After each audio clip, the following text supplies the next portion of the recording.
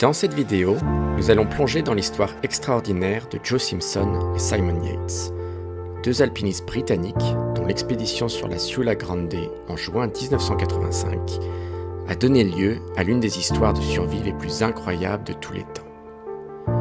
Joe Simpson, 25 ans, et Simon Yates, 21 ans, se lancent dans l'ascension de la face ouest de la Sula Grande, une montagne haute de 6344 mètres située dans les Andes péruviennes. L'expédition des deux alpinistes britanniques a cependant déjà commencé plusieurs mois auparavant, avec une planification minutieuse. Ils sont déterminés à conquérir cette montagne emblématique sur laquelle beaucoup d'autres alpinistes ont échoué avant eux.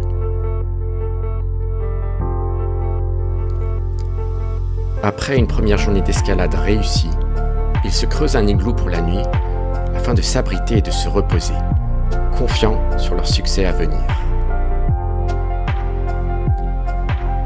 L'ascension reprend tôt le second jour et les parties techniques s'enchaînent. Joe et Simon affrontent des pentes glacées et des sections rocheuses escarpées en utilisant toutes leurs compétences en escalade et leur équipement pour surmonter chaque obstacle. Chaque mètre gagné signifie une victoire sur la montagne, surtout à cette altitude. Mais l'arrivée soudaine d'une forte tempête de neige et la chute des températures les incitent à creuser dans la neige pour se faire un abri et y passer une seconde nuit. Malgré la montée en style alpin qui incite les alpinistes à pousser vers le sommet le plus rapidement possible, sans emporter beaucoup de provisions, Simon et Joe n'ont pas d'autre choix que de laisser passer la tempête et de repousser de quelques heures leur quête du sommet. Après des heures matinales d'escalade exigeantes, Joe et Simon atteignent enfin le sommet de la Sula Grande à environ 15 heures. Ils sont extatiques, mais restent mesurés, car ils savent ce que tous les alpinistes savent. 80% des accidents arrivent sur la descente. Ils savourent le sommet, mais décident rapidement de se remettre en route. Dès le début de la redescente, ils perdent beaucoup de temps dans la traversée d'une crête de neige qu'ils avaient sous-estimée.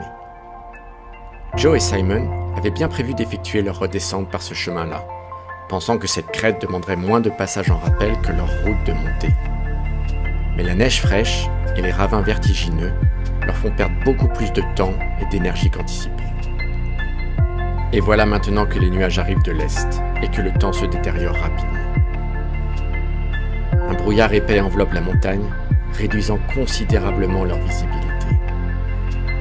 Simon et Joe se perdent et s'écartent sans le savoir peu à peu de la crête de neige qu'ils devaient suivre. Les pentes enneigées sont traîtresses et le brouillard rend chaque pas incertain. Simon ne remarque pas qu'ils sont maintenant de retour sur la crête de neige et celle-ci cède sous son poids. Il est heureusement retenu par Joe et ne chute pas plus bas que la corniche. Mais l'incident met en évidence la dangerosité croissante de la situation. L'obscurité arrive et la nuit est difficile, puisque la bouteille de gaz qu'ils ont emportée est maintenant vide et ils ne peuvent plus faire fondre de la neige pour s'hydrater.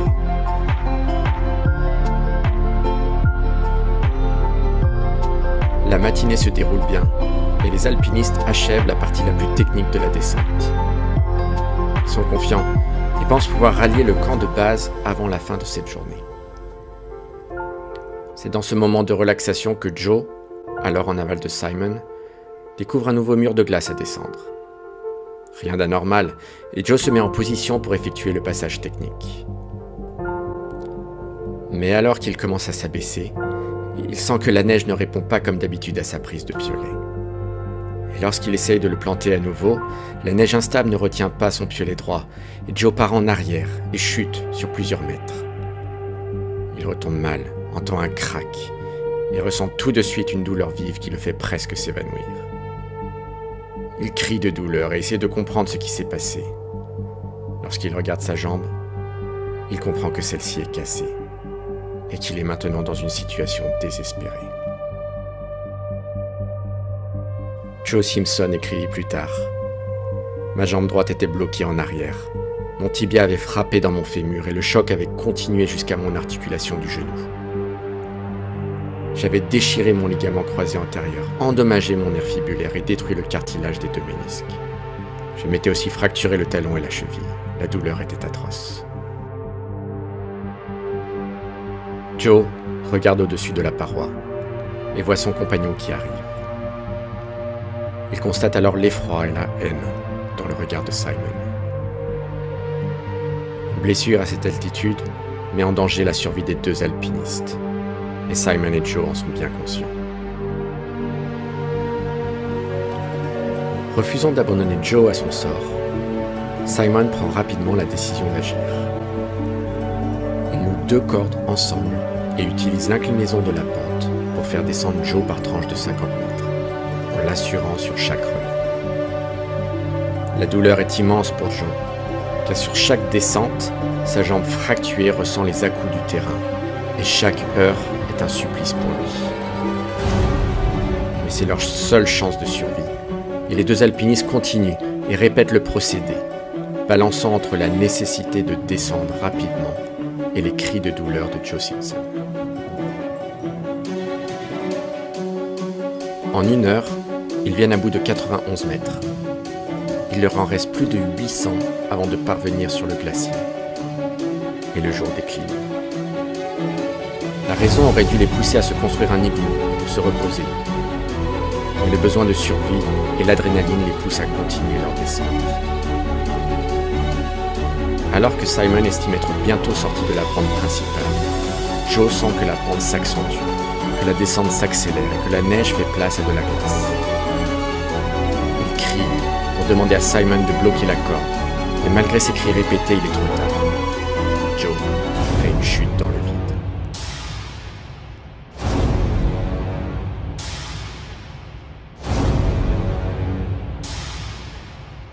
De son côté, Simon n'a pas entendu les cris de Joe à cause des bourrasques de vent, mais il sent la vive tension soudaine de la corde et le poids important qu'il doit maintenir. Il ne comprend pas ce qui se passe et attend que Joe lui donne du lest rapidement. Mais Joe est suspendu dans le vide, au-dessus d'une crevasse sombre dont on ne voit pas le fond. Il est dans une situation critique. Il sait qu'il n'y a pas de longueur de corde suffisante pour le déposer au-dessus de la crevasse. Il n'y a donc qu'une seule solution. Essayer de remonter à la corde.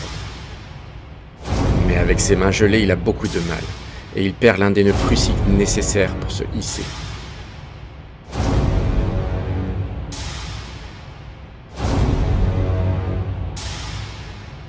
Simon, de son côté, fait preuve d'un courage extraordinaire en tenant la corde en tension dans le froid pendant plusieurs heures, glissant dans la poutre qui ne le retient pas et qui l'amène doucement plus près de la chute dans la crevasse. Il se retrouve dans une situation impossible. Le temps passe. L'incertitude grandit.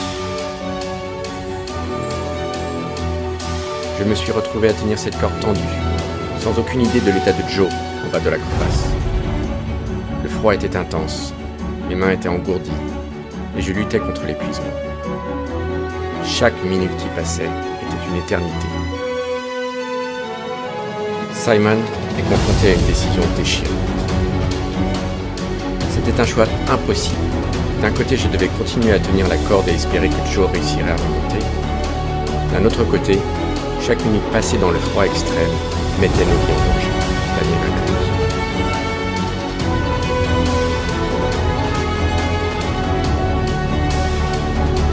Simon doit alors prendre cette décision impensable. Il coupe la corde pour sauver sa propre vie. Couper la corde a été l'une des choses les plus difficiles que j'ai jamais eu à faire. C'était comme abandonner un ami, mais c'était aussi le seul moyen pour moi de survivre et de rechercher de l'aide.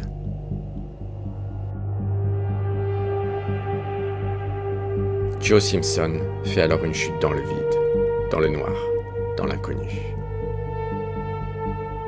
Simon Yates reste groggy, assis, accablé par la honte et le sentiment de culpabilité. Il pense avoir tué Joe.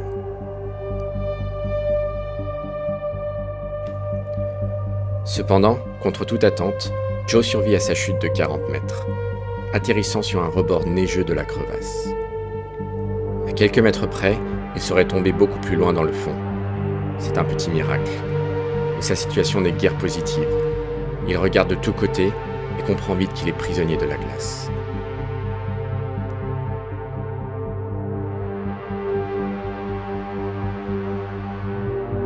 Simon descend la montagne seul, rongé par le chagrin et la culpabilité, mais déterminé à vivre pour raconter l'histoire.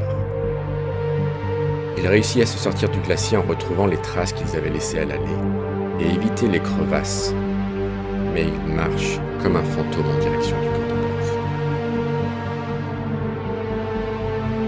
Après avoir crié en vain toute la matinée en espérant de l'aide de Simon, Joe sait qu'il doit agir seul. Comme remonter n'est pas une option, il prend la décision difficile en fin d'après-midi de descendre dans les profondeurs angoissantes de la crevasse.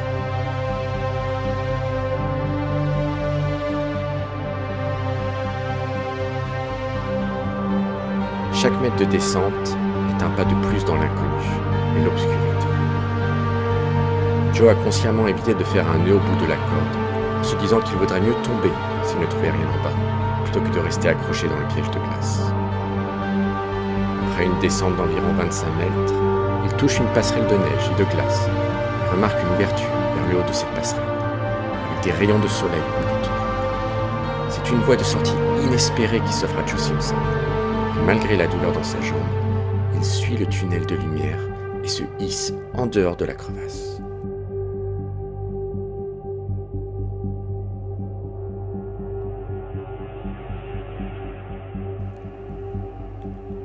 Simon, lui, a réussi à rentrer au camp de base, dans un état de fatigue et de déshydratation extrême. Il retrouve Richard, qui voit arriver un mort-vivant aux doigts gelés et au regard hagard. Sans parler, il comprend qu'un drame s'est produit et aide Simon jusqu'à sa tente pour l'aider à se reposer.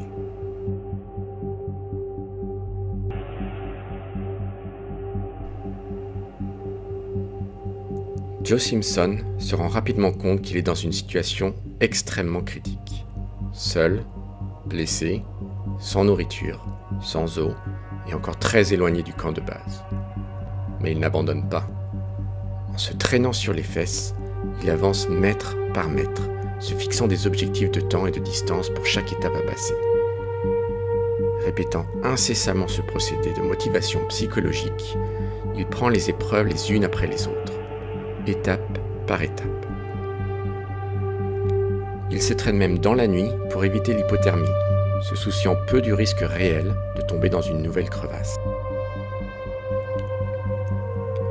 Déterminé à retrouver le camp de base, Joe continue son voyage éprouvant et solitaire. Blessé, affaibli et exposé aux éléments impitoyables, il puise dans ses ressources mentales et physiques pour avancer, guidé par son amour de la vie et de sa volonté inébranlable de rentrer chez lui. Chaque mètre est un supplice, chaque rocher une souffrance, chaque étape un marathon. La fatigue, la soif incessante et les hallucinations l'amènent proche de la folie et de l'abandon.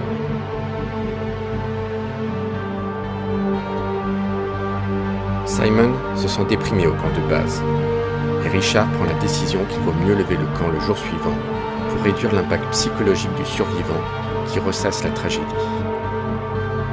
La décision est prise, ils partiront le jour suivant.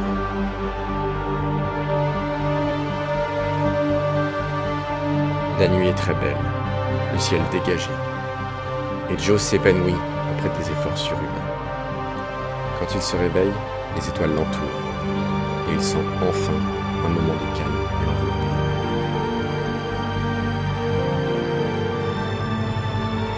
La lutte reprend, et Joe est bientôt à bout de force. Cependant, une source d'eau trouvée lui redonne de la force et de l'espoir. Puis des empreintes dans le sable lui donnent une seconde bouffée d'énergie, car il pense que Simon et Richard sont partis à sa recherche.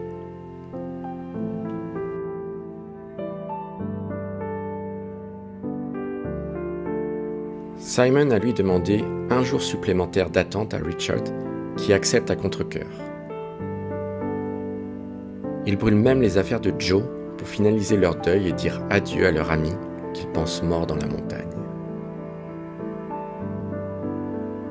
Joe n'est pas mort, mais son extrême fatigue amène des épisodes de folie intenses et des désespoirs profonds. Les hallucinations sont de plus en plus fortes et la lutte pour avancer de plus en plus difficile. Une nouvelle nuit tombe et il se persuade que personne ne l'attend, que Simon et Richard ont levé le camp. Cela fait maintenant presque 4 jours que Simon ne l'a pas vu. Et il n'y a pas de raison d'attendre aussi longtemps. La nuit du 7e jour tombe. Et dans son délire, Joe sent une odeur. Il se demande s'il est envisageable que cela vienne du camp et se met alors à crier. « Simon! Simon !» Ce sont ses dernières forces. Il sent la fin proche et sait qu'il a tout donné et qu'il ne peut plus avancer. Ses cris sont réellement son dernier espoir. Mais personne ne répond. Simon et Richard sont dans leur tente et ont entendu ce cri. Ils sortent rapidement et remontent 200 mètres en amont du camp. Ils ne peuvent pas croire leurs yeux. Joe est là, allongé, par terre. Un corps et un visage meurtri ressemblant à un fantôme. C'est un miracle. Ils le ramènent vers leur tente et font tout leur possible pour soutenir leur ami.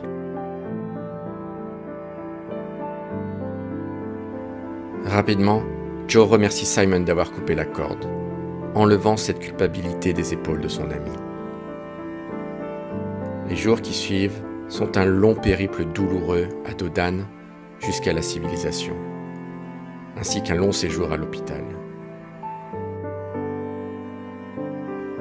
Joe perdit un tiers de son poids durant cette épreuve, mais après 6 opérations, il recommença l'escalade en 1987, seulement 2 ans après son accident. Simon retourna en Angleterre et fut l'objet de nombreuses critiques pour avoir coupé la corde qui le reliait à son partenaire d'escalade. Joe, lui, l'a toujours défendu.